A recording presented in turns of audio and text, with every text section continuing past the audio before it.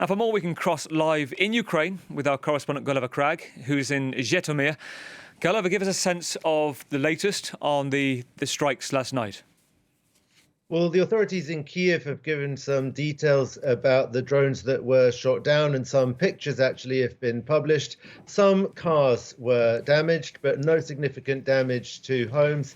And as you said, no casualties. Also in Odesa and Zaporizhia region, those were the other areas that were targeted overnight. There are no civilian casualties, apparently. Damage to one educational establishment in Odesa. Ukraine doesn't publish information about military casualties, but it does seem that the majority of the drones were shot down and an unspecified number of ballistic missiles were also used. The Ukrainians claim to have shot down all of those. So once again, a successful night for the country's air defenses. But there were short-range attacks also across the border, particularly in the north of the country and in Chernihiv region, which is in the north of Ukraine. One civilian was killed in a strike just late yesterday evening.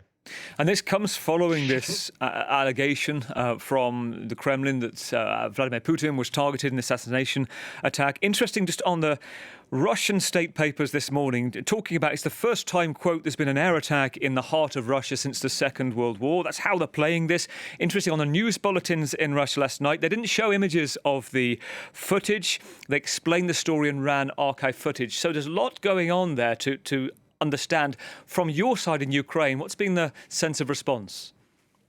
There's a lot of speculation in Ukraine about what this can possibly have been. President Volodymyr Zelensky categorically denied that Ukraine was behind the attack. It seems very implausible that this would have been an attempt to assassinate Vladimir Putin. I mean, he wasn't there at the time when the attack took place, and I think the Ukrainians might well have guessed that he wouldn't be there late at night in an undefended part of the Kremlin. But the fact that the Kremlin is such a strongly defended in terms of air defenses part of Russia, probably the most strongly defended, it seems implausible that the drones were even able to fly that close.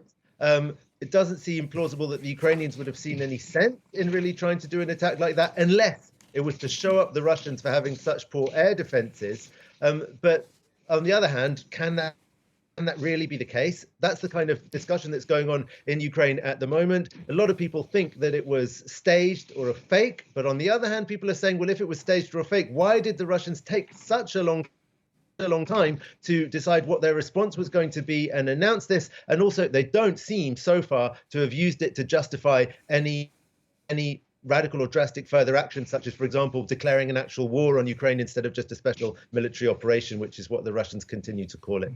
Gulliver, thank you. Gulliver Cragg, our correspondent in Ukraine.